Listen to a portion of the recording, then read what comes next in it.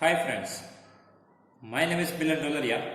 In this video, we start our new chapter number 5, data handling. Okay, so in this video, we learn about the theory part of this chapter. Okay, so first of all, in data handling, we need to deal with the lots of types of data. Okay, we need to deal with the data.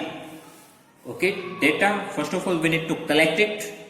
Okay, first of all we need to collect the data, and for that even we have lots of method. In brief, we learn this collection of data in standard 11 commerce statistics subject. Okay, how to collect the data, what are the methods to collect the data. But if we collect the data, after that we need to represent it. Okay, and for that representation we can use the graph. Okay, in graph we can represent the data, okay, in pictorial way, because if we have the graph, so we easily can get the all the details and we can easily compare it. Okay, so for that we need to draw the graph, and for that we have lots of types for the graph. So types of graph, so first one is pictograph. In pictograph, we need to draw the picture. Okay, we need to draw the picture. So here pictograph, pictorial representation of data using symbols. Pictorial representation of data using symbols. Here we have one example for car. Okay, here we shows the car, and for that we are using one car is equals to one picture is equals to 100 cars. One picture is equals to 100 cars. So three picture will represent 300 cars. So this is pictorial representation. Okay, first of all we need to decide value of one picture. Okay, here we decided 100. This one picture is equals to 100 cars. After that we can represent our number of cars. So if 300 cars are there, we need to draw the 3 figure, it represents 300 car. So this is pictograph. Okay, after that second type is bar graph. A display of information using bars of uniform width, their height being proportional to the respective values. Okay, a display of information using bars of uniform width, their height being proportional to the respective values. We already learned the bar graphs in in standard 7, right, in the chapter of data handling. So here we have the years 2003 and 2004, and here we are showing the production of units. Okay, for one unit, for example, in 2003 number of units sold is equals to 100, and in 2004 number of units sold is 200. Okay, this is one simple example. If we have lots of information, we can represent this information on the graph.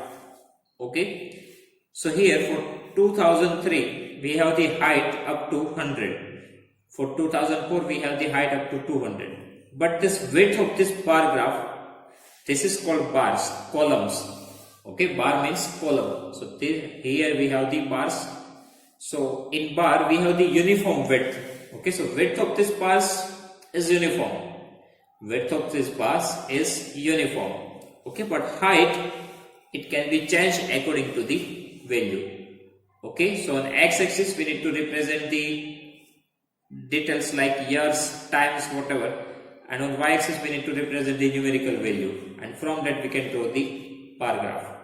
Okay, in bar graph, in between two bars we have little gap. Okay, here in between this two bar, here we have the gap. Okay, here this gap is more, but in most of the cases only one box we put here left. Okay, after that we draw the second bars. Okay, after bar graph, double bar graph. A bar graph showing two sets of data simultaneously. It is useful for the comparison of the data. Okay, a bar graph showing two sets of data simultaneously, it is useful for the comparison of the data. Now here we have the example for the bar graph. Okay, here subject name are written maths and science, and here marks. Okay, otherwise how many students pass the examination of math subject, that is represented by on the y-axis. Okay, here we have used the two bars. One bar is for boys, this blank one, and this design bar graph, it is used for the girls.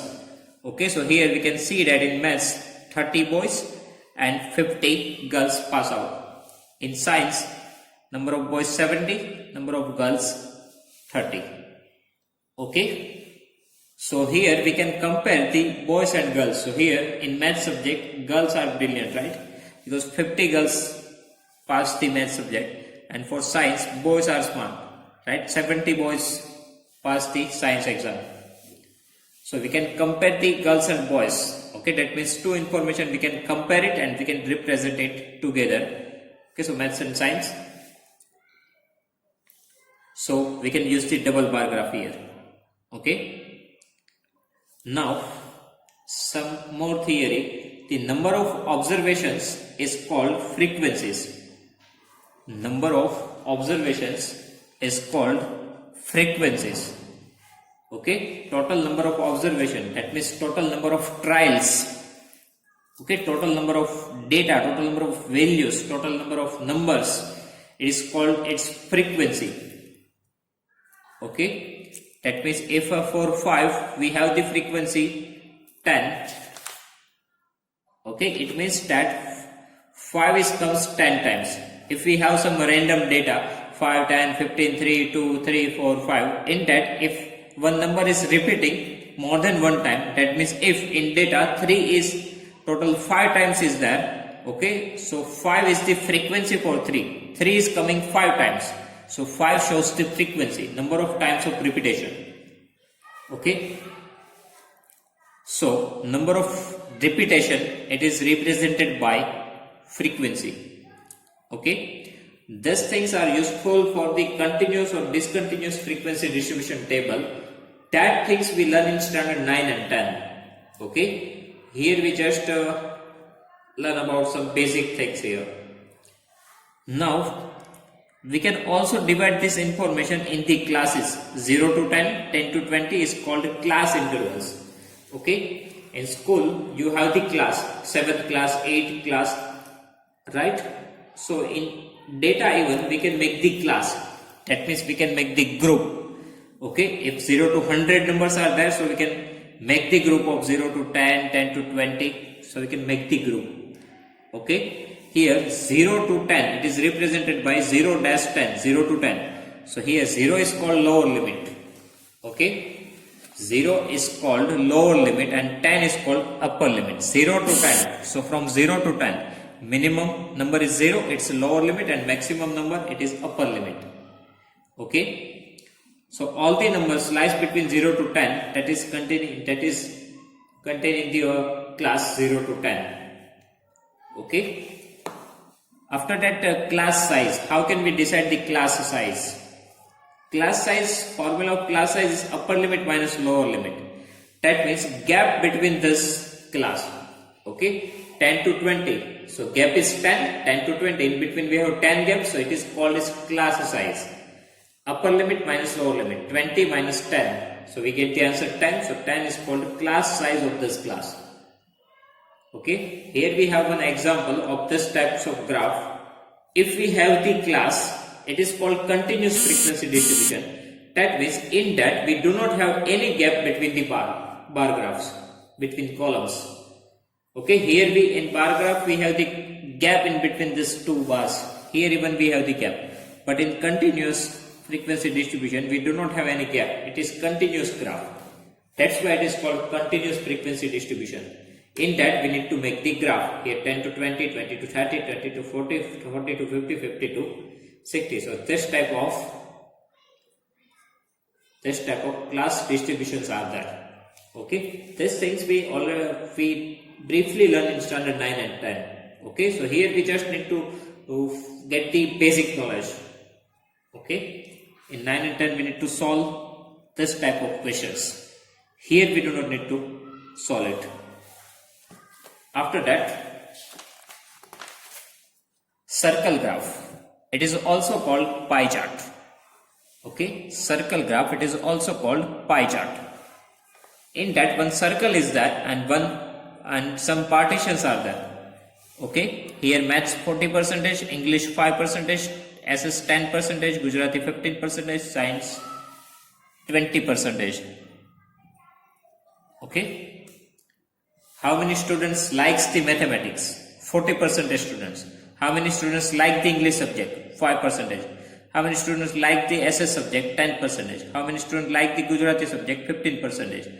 How many students like the science subject? 20%. So this type of information we can represent it by the circle graph or pie chart. Okay. This full circle, it shows the complete data. Out of that, percentage divisions are there. Okay. We draw the bar graph and we find out the question answers in exercise 5.2.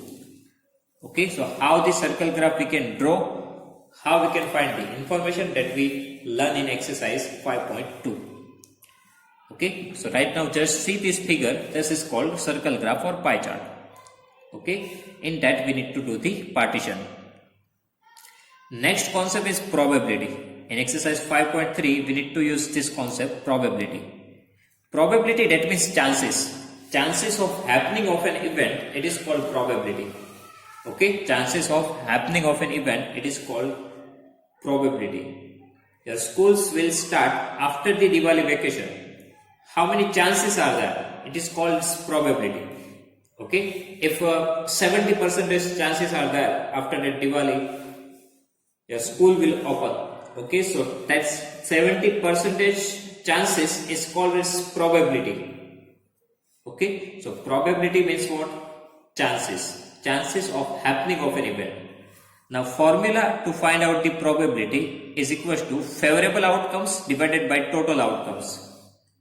Okay, favorable outcomes divided by total outcomes. That means whatever probability we need to find, okay, that it trials is favorable and divided by total outcomes.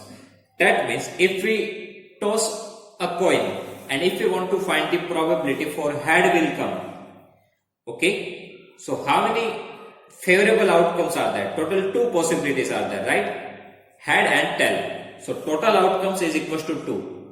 Now in that, how many heads are there? Only 1. So that 1 is becomes your favorable outcomes. Okay. That means here we are finding the probability for head. So how many times head is there? It is favorable outcomes. Only 1 time, and divide by total outcomes. That means total possibility. Total 2 possibility we have. Head or tail. So that is favorable outcomes and total outcomes. These things we learn in exercise 5.3. How we can find the favorable outcomes and how we can find the total outcomes. Okay. Right now just remember this formula, favorable outcomes divided by total outcomes. Okay. Otherwise you can also say that 5 out of 10. It is also shows it's a probability.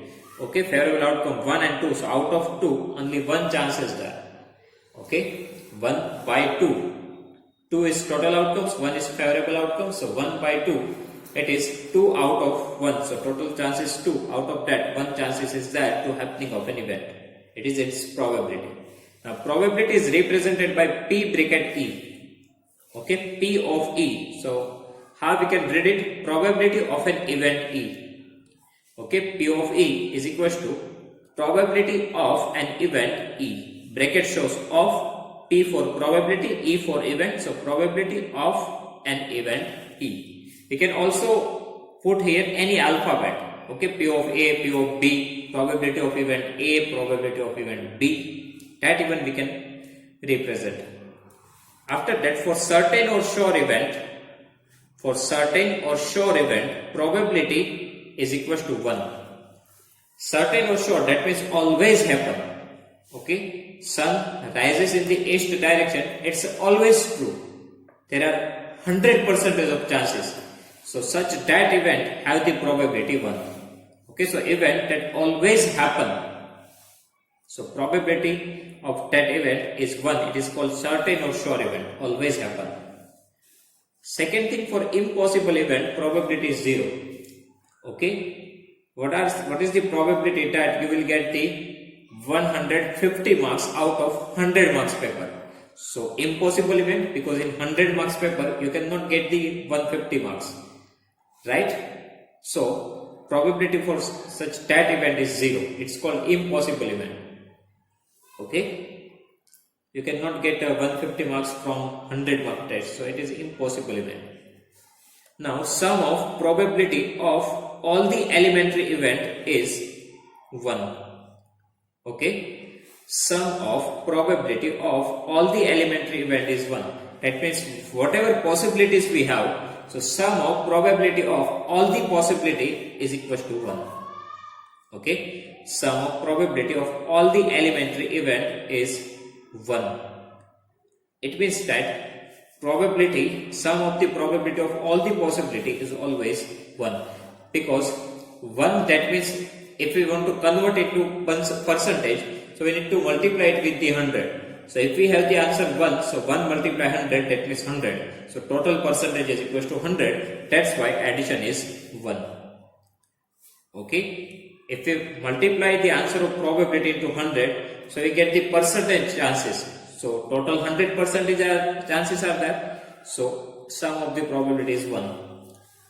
Now P of E plus P not E is equal to 1. Not E, that means opposite event. Okay, so for any event we have the two chances. Either that event will happen, it is P of E. Either that event will not happen, it is P not E. Okay, either the event is happen, so it is P of E. Either event is not happen, it is represented by P not E. That means event will not happen. So total two chances are there. So this addition of probability of these two chances is equal to 1, because here it is written probability, sum of the probability for all the event is 1. So addition of these two chances is equal to 1, because we have only two chances, right? Either the event happen, otherwise not happen. So addition of these two probability is equal to 1. And last, probability always lies between 0 and 1. Probability always lies between 0 and 1. So answer of probability always in between 0 to 1. It can be 0, it can be 1, and it can be in between 0 to 1, but it cannot be less than 0, it cannot be more than 0. Okay, so 0 to 1, it can be 0, that's why probability is greater than or equal to 0 and less than or equal to 1. Because 0, that means 0%, right? So percentage cannot be negative. That means minus 10% chances are there. It cannot happen. That's why I start with the 0. And maximum answer is 1. Maximum percentage is 100, right? 1 multiply 100, 100. So for probability, always we get the answers in between 0 to 1. It cannot be less than 0. It cannot be greater than 1.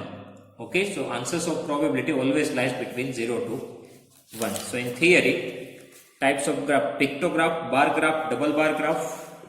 After that, class intervals, class size, and here we learn circle graph, pie chart, and after that probability, formula of probability, favorable outcomes divided by total outcomes, represented by P of E. Probability of an event E. For certain or sure event, probability 1. For impossible event, probability 0. Sum of probability of all the elementary event is 1. P of E plus P of not E is equal to 1. Probability always lies between 0 to 1. Okay. So students, here our theory part of this chapter is complete. If you have any doubt, you can write down in comment section. I will give you the answer. And some of the theories directly we learn in the exercise. Okay, like circle graph, bar graph, how we can draw it. Okay, that we directly learn in the exercise. Okay, thank you.